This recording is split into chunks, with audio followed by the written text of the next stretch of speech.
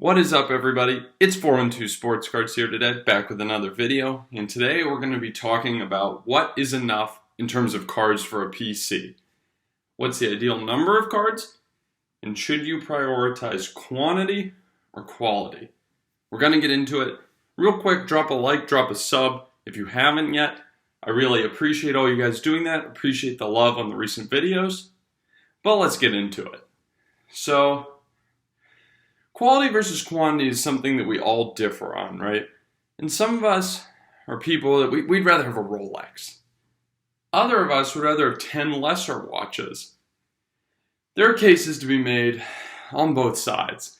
The Rolex is unparalleled quality, and it brings a certain amount of enjoyment and prestige, but the 10 other watches enable the users to get kind of this versatility going on. Watches for multiple occasions. This is not that different from cards. Some of us like owning that one big card. And if we take a look, real quick here, example of that would be something like this. Take a moment, take it in. Crosby Ultimate Rookies Auto, PSA 8 Auto 10. Love this card, out of $2.99.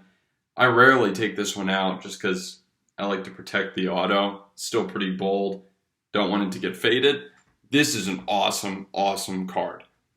And for the price of this, you could also have a whole bunch of stuff. You could have this Crosby net. You could have this Crosby patch autograph. This Crosby XRC. This Crosby electrifying. And more, right? And a lot more. It's a tough debate. You could have a whole stack and more of cards, or you could have this one elite card. So that kind of gets us to the question of what's the optimal number of cards to actually enjoy your PC? Because if we're collectors, that's what it boils down to, right? It's not one size fits all. It's how many cards do you want in your collection to enjoy it appropriately. So for Crosby, ever since the post-boom period, really pivoted into Crosby, the number one athlete of my childhood into my adulthood, and really just wanted to focus on him.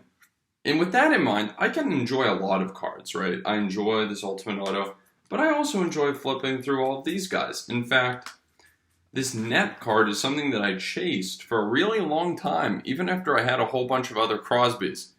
So I kind of enjoy, in my number one PCs, I kind of have top-end cards, but I also have a breadth of other cheaper cards.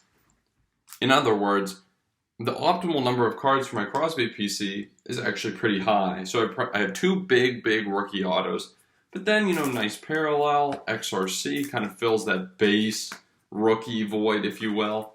Patch auto, unique relic. I have other unique patches.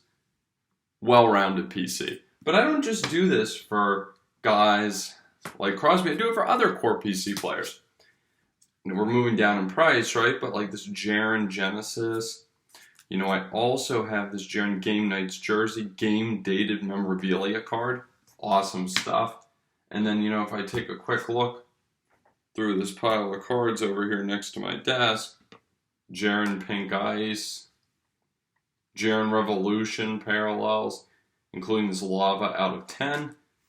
That is a pretty high number of cards that I have in those PCs. But that's because they're the core PCs. But what about the auxiliary PCs? I keep those very, very narrow. You can only enjoy so many cards at a time. If it's not your main guys, my rule is you keep it thin. Actually, tonight, it'll have already ended by the time this video airs. I'm targeting a Michael Mayer Flawless RPA, Notre Dame jersey. Want to win that, but if I win it, I'm going to sell my other two Michael Mayer autos. It's the kind of principle I keep for these lower parts of the PC. But you got guys, and it doesn't have to be one card, right? A guy like Malkin, I happened into this Razor's Edge, which is so cool. It can be two cards, right? Like Malkin, been around, two cards, limited logos. If you can't tell, for me, kind of patch auto is big time. But then also this unique relic. Cool stuff. But then, as you move even further down the ladder, You guys like Letang.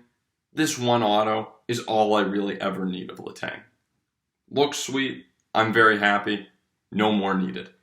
We need to learn where to draw the line. For me, as they move down the pyramid in order of priority, the number of cards needs to decrease too.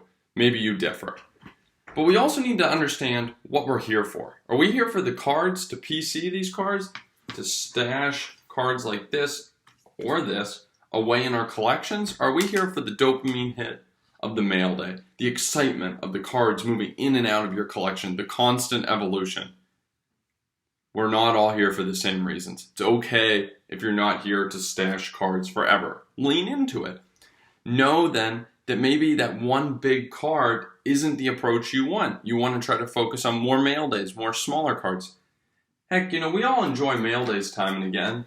I bought one time, I remember buying a pack of like these Winter Classic promo cards of my favorite Penguins players. These are very cheap. It was just kind of a cheap mail day that filled out some really, really low levels of my PC. We can do that too. That's kind of how I balance that need for the mail day with ultra cheap stuff. But then in terms of cards that are going in the Zion case, my main cards that are worth really anything, it's that one for the bottom guys, then two maybe, and then I have like three guys that I really have a good number of cards of. That's how I do it. Let me know in the comments how you guys think about this stuff and if you like this video. Drop a like, drop a sub, and I'll catch you all next time. See ya!